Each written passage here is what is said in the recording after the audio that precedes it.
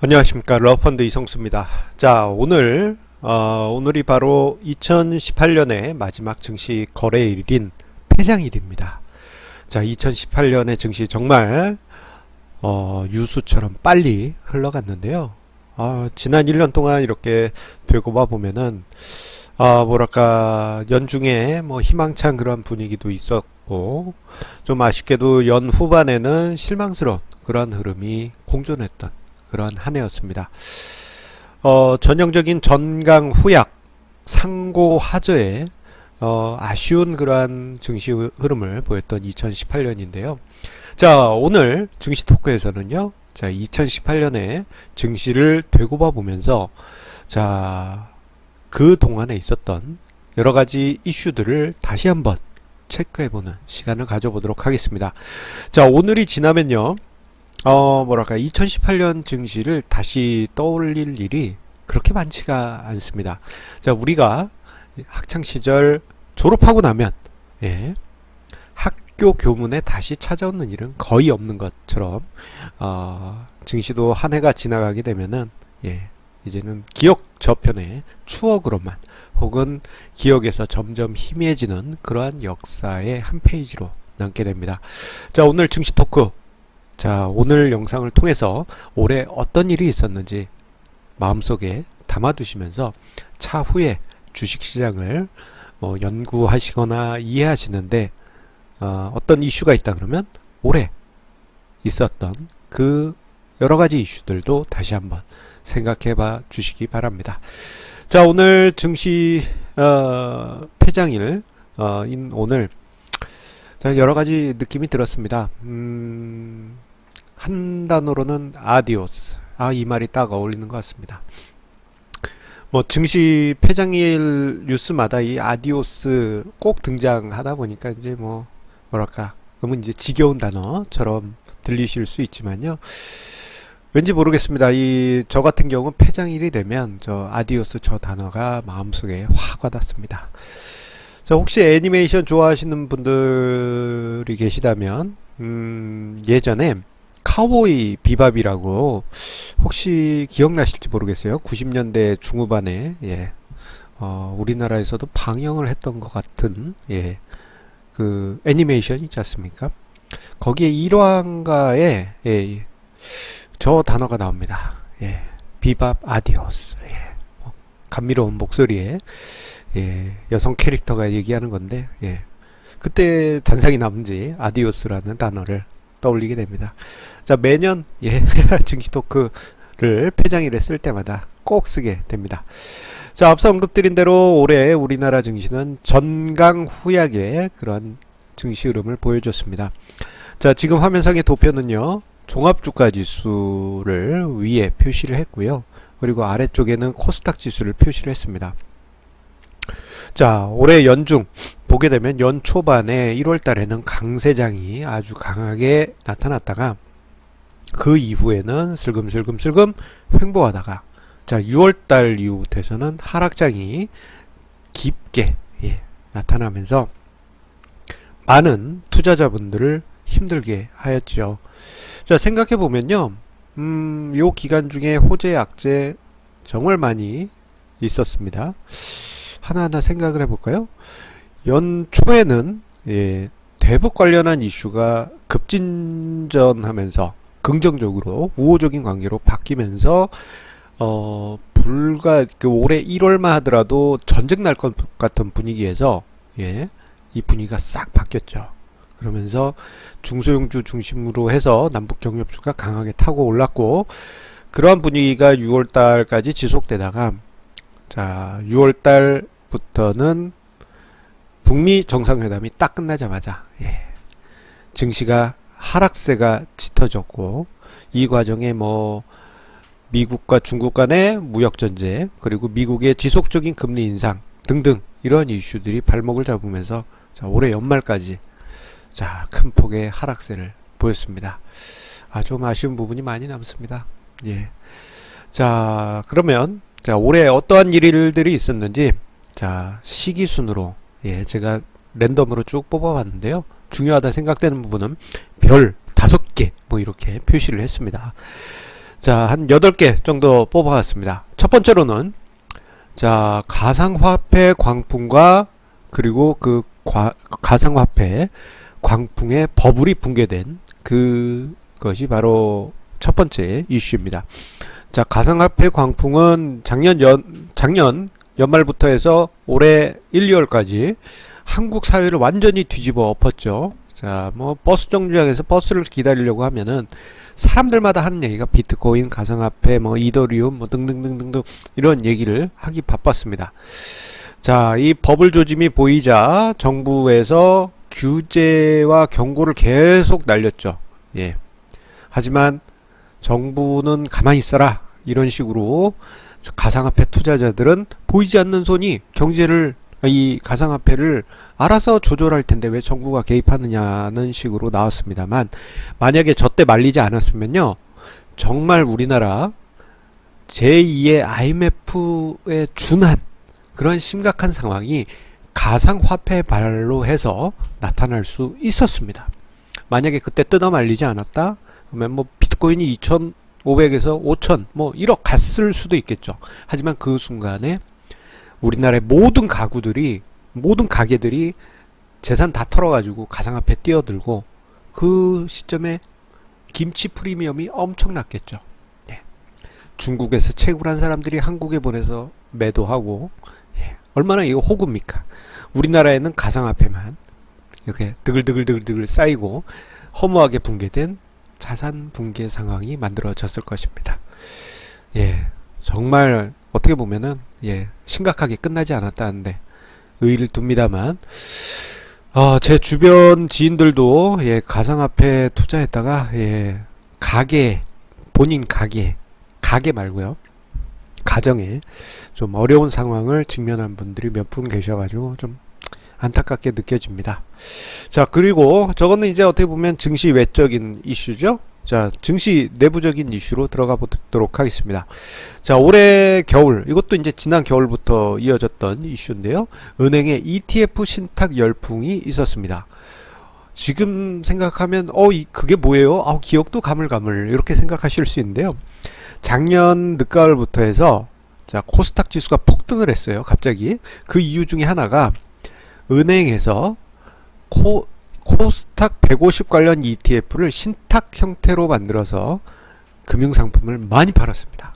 그러니까 돈이 들어오면, 예, 자연스럽게 코스닥 150 ETF를 사니까 자연스럽게 코스닥 시가총액 상위 종목들만 상승하는 그런 장세가 올해 1월까지 지속이 됐습니다. 자, 초반에는 이 코스닥 150 ETF 그 자체로만 이제 신탁 상품이 나왔다가 나중에는 레버리지 ETF 비중이 크게 높아지기도 했습니다. 자, 그런데 이게 오히려 코스닥 시장의 발목을 잡은 게 아닌가 싶습니다. 자, 올해 겨울 이후 코스닥 150 레버리지 ETF 같은 경우, 자, 마이너스 50% 이상 하락했다는 점, 참 뭐랄까 좀 많은 것을 시사하고 있습니다. 참 뭐 하고 싶은 말은 많지만 나중에, 예, 제가 개인적으로 하는 정기 세미나에서는, 오프라인 현장에서는 막 노골적으로 얘기하는 부분이 있습니다. 이게 유튜브에, 예, 많은 분들이 보시는 영상이다 보니까, 예, 절제 않는 수준에서 좀 안타깝다. 예, 왜 하필이면 은행이 그렇게 열심히 팔았을까? 그렇게만, 예, 이야기를 남기겠습니다. 올해 2월까지 있었던 이슈 중에 하나입니다. 자, 그리고 올해 좀 큰 이슈였습니다. 삼성전자의 50분의 1 액면 분할. 자, 이 지난 1월 말, 예, 거의 한 1월 30일인가요? 그때 이제 공시가 나왔죠. 삼성전자가 50분의 1 액면 분할을 발표했습니다. 그러면서 5월에 실질적으로 액면 분할이 진행이 됐는데, 그 거의 한 4개월 정도의 시간 동안 투자자들 사이에서 많은 관심을 받았어요. 왜냐하면은 1월 말만 해도 삼성전자가 250만 원대, 이건 뭐 초고가 종목이다 보니까 뭐 삼성전자를 사고 싶어도 못 사요, 뭐 이런 분들이 많으셨죠. 자, 하지만 50분의 1로 액면 분할을 하니까 이제 5만 원 언더에, 소위 제가 유행시킨 말식으로 하자면 만만한 가격, 예, 만원대, 5만원대, 만만한 가격으로 들어오니까 개인 투자자분들께서 이건 어떻게 보면 국민주다라는 개념으로 많이 관심을 가지셨습니다. 하지만 제가 1월 30일에 증시토크에서 언급드렸듯이요. 삼성전자 액면 분할 다각도로 살펴보다 중간적인 결론은 신의 한 수다. 신의 한 수다? 이게 주가를 올리기 위한 신의 한 수는 아니겠죠? 예. 뭐 여러 가지 분석을 해드렸는데 첫 번째로 액면 분할 이슈는 그 공시가 있기 전 그리고 액면 분할이 있기 전 주가가 올라가는 경향이 약간은 있지만 액면 분할이 딱 끝나는 순간 주가는 하락한다. 이 부분을 언급을 드렸었고요. 그리고 자, 삼성전자의 대주주 입장에서는 이게 액면 분할을 하게 되면 주식이 분산됩니다. 주식이 분산돼요. 뭐 어떤 통일된 주주가 있는 게 아니고 그 통일된 주주, 대량으로 가지고 있는 주주의 수가 상대적으로 비율이 낮아지게 됩니다. 이렇게 된다는 얘기는 삼성전자의 경영권을 간섭하려고 해도 워낙 많은 분산된 주식들이 있기 때문에 이게 좀 뭐랄까 경영권을 방어하는 입장에서는 유리하고 경영권을 공격하는 입장에서는 불리한 그러한 상황에 놓이게 되는 것이죠. 자, 어쨌거나 그 이후에 주가는 5만원에서 3만원대 후반까지 하락했습니다. 참 이상했습니다. 좋은 소식은 가득했는데 주가가 슉 빠졌으니까요. 그리고 개인 투자자는 이 기간 액면 분할 이후에 액면 분할 이슈가 있은 이유라고 해야 될까요? 자, 3조 5천억 원의 순매수가 있었지만 외국인과 기관은 각각 1조 5천억 원과 1조 9천억 원 순매도를 보였습니다. 개인이 다 샀어요. 개인이 샀는데 이게 뭐 한 명이 산 게 아니겠죠? 수십만 카운팅하기 어려울 정도의 엄청난 많은 개인 투자자가 늘었을 것입니다. 자, 주식 투자에 있어서 주가가 올라가기 위해선 주식이 많은 투자자에게 분산되면 주가가 올라가기 어렵습니다. 그러한 또 하나의 교훈을 이번 삼성전자의 액면 분할이 남기지 않았나 싶습니다. 자, 그리고 이슈 네 번째, 이건 별이 5개입니다. 자, 우리 그 재밌는 광고 있지 않습니까? 별이 5개 하는 광고. 매우 중요합니다. 트럼프의 무역전쟁. 요거는 2018년 내내 증시에 무게를 줬고, 요거는 내년 2019년에도 계속 현재 진행형으로 계속 남을 것으로 생각이 됩니다. 자, 무역전쟁이 올해 초에 한 1, 2월달 이때 처음 등장했을 때만 해도 이때는 어떤 분위기였냐면 아군 적군 가리지 않고 미국 입장에서는 우방국 가리지 않고 무차별적으로 관세 함포를 쐈어요. 우리나라도 철강 업체들에 대해서 관세를 엄청나게 부과하겠다 하면서 으름장을 놨지 않습니까? 그러면서 이제 철강 종목들이 일시적으로 흔들거리기도 했습니다. 자, 그런데 어느 순간부터는 우방국 쪽은 어느 정도 좀 협상을 끝내고 이게 미중 무역전쟁으로 함포가 집중이 되게 됩니다. 자, 그러면서 이 무역전쟁이 그냥 미중 무역전쟁으로 그렇게 통일이 될 정도로 용어가 통일이 될 정도로 지금 무역전쟁 이슈는 미중 간의 관계로 커져 있습니다. 자, 그리고 최근에 이제 한 90일 정도 유예 기간을 두고 90일 뒤에 최종 협의하자라고 미중 간에 일단 휴전을 했지만 지금 현재 70여일 남은 상황이에요. 그러면 이제 내년 초 정도에 협상이 재개될 텐데 요즘 이게 또 예측 불허잖아요. 화웨이 이슈도 있고 이게 만만치가 않습니다. 내년에도 부담을 줄 수 있는 재료이기 때문에 별이 5개입니다. 자, 그리고 별이 4개짜리입니다. 5개 주고 싶은데 4개예요. 왜냐하면 이제 이게 좀 아쉬운 게 있어서 주식 입장에서는 그래도 큰 그림에서는 아주 긍정적인 재료입니다. 자, 우리나라에서 전쟁 리스크가 올해 획기적으로 줄어들었습니다. 남북 화해 무드. 이게 뭐가 중요하냐 생각하실 수 있는데요. 참 이게 사람이 그런 게 있습니다. 공기가 있을 때는 공기의 소중함을 몰라요. 하지만 공기가 사라지면 바로 숨이 막히고 찹니다. 작년에 어땠습니까? 자고 깨면은 전쟁 나네 마네. 뭐 이거 사재기를 해야 되나 말아야 되나. 뭐 사재기 할 필요 없다. 뭐 핵폭탄 떨어지면은 뭐 저기 유리창 가장 가까운 데 가서 그냥 뭐 이런 얘기도 하고 분위기 안 좋았지 않습니까? 미국에 여행 가신 분들은 주변 미국에 계신 교포분들이나 지인분들이 한국 가지 마라. 좀 더 있다 가라. 뭐 이런 식으로 말렸다고 할 정도였습니다. 심지어는 이번 평창 올림픽 때 미국 대표 선수단이 전쟁 날지 모르니까 안 올 거예요 라는 그런 식의 뉴스도 있었지 않습니까? 자, 분위기 안 좋았지만 자, 오히려 평창 올림픽 이후에 정부가 정말 노력을 많이 했죠. 남북 정상이 3번이나 만났고 이 탄력이 이어지면서 중간에 뭐 좀 노이즈는 있었지만 결국 북미 정상회담까지 이어졌지 않습니까? 자, 그러면서 최근에는 뭐 여러가지 남북 간의 철도 연결 등등 여러가지 이슈가 있으면서 거의 뭐 지금 평화 분위기는 많이 안착이 됐습니다. 자, 그 결과 최근에 보면요, 전쟁 리스크가 크게 줄어들면서 한국의 리스크 프리미엄이 크게 하락했습니다. 이게 무슨 말씀이에요? 뭐 외국인은 매도하는데 이렇게 생각하실 수 있는데, 만약에 외국인이 뭐 이런 식으로 매도했다 그러면요, 예전 같으면 미국이 하락하고 막 그러고 이런 상황이다. 예. 원달러 환율 폭등했어야 됩니다.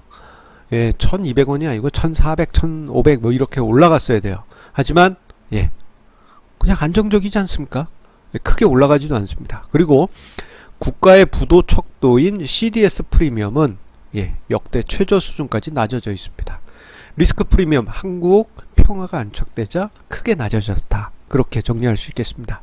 조금 아쉬운 것은 남북 경협주와 스몰캡이 올해 6월까지는 강세가 이어지다가 아이고 이 60 트럼프 대통령과 김정은이 만나고 난 다음에 예, 그때를 기점으로 해서 주가가 빠졌다라는 점 아쉬움이 남고요.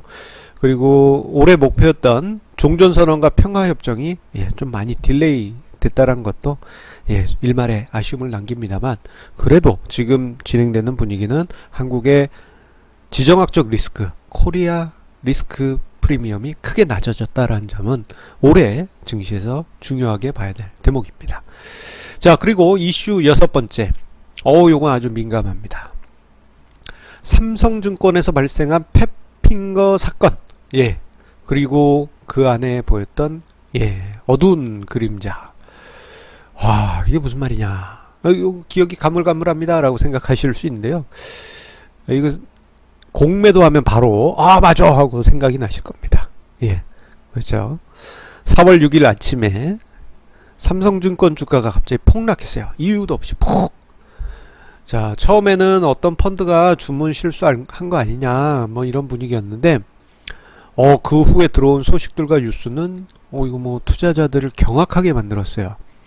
왜냐면 일단은 배당금, 그러니까 우리 사주에 배당금을 지급을 해야 되는데 배당금으로 선택해야 될 거를, 이게 이제 그 메뉴를 선택할 때 콤보 박스가 내려왔을 때 배당금을 선택했어야 될 텐데 실수로 배당 주식수 뭐 이런 식으로 선택을 했나 봅니다.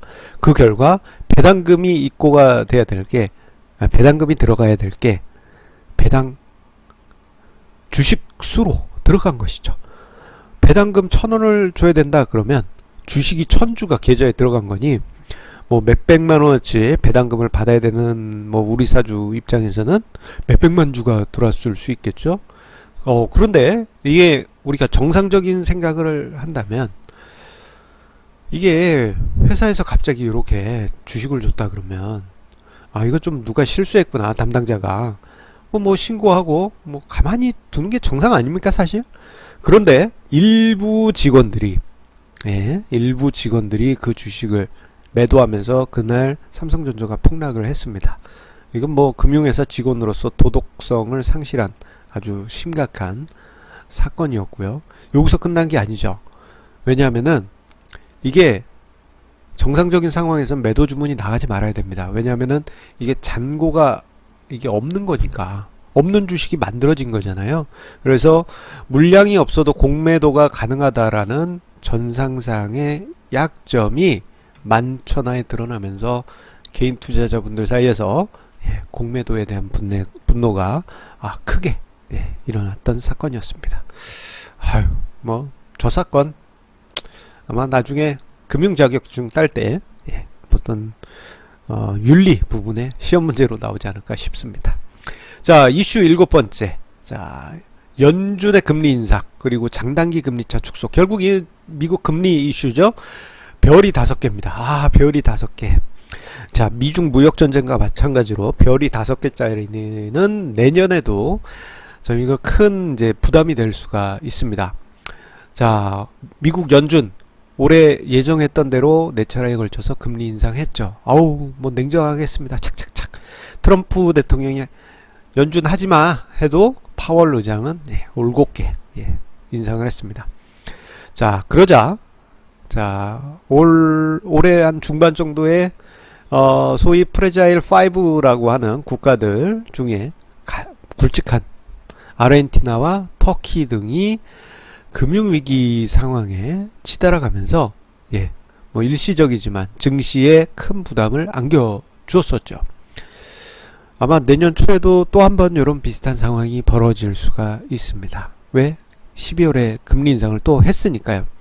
자, 그리고 미국이 이제 금리 인상을 하는데 인플레이션도 일어나고 경기 과열 우려도 커지면서 자, 지난 2월과 올해 10월에는 자, 어떤 일이 있었습니까?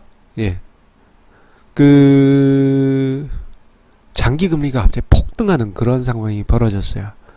그러면서 이제 뭔가 문제가 심각하다라는 심리적 부담감이 투자 시장 참여자들에게 퍼지면서 큰 충격을 주었고 10월에는 증시를 추풍 낙엽처럼 떨어뜨리는 원인이 되고 말았습니다.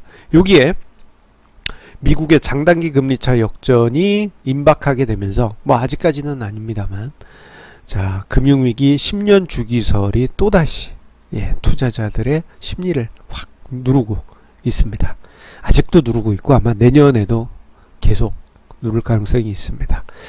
자, 내년에 만약에 미국 연준이 금리 인상 속도를 조절한다면 2번으로 예상했는데 1번으로 줄인다든가 파월 의장이 트럼프 대통령의 이야기 때문에 좀 이제 방골 기질로 안 하시는 금리 인상 속도를 조절을 안 하시는 것 같은데 트럼프 대통령이 조용히 있어서 파월 의장이 뭔가 매파적 성향을 좀 줄인다면 좀 기분 좋은 흐름이 나올 수 있겠습니다만 아직까지는 그럴 가능성이 거의 별로 없죠.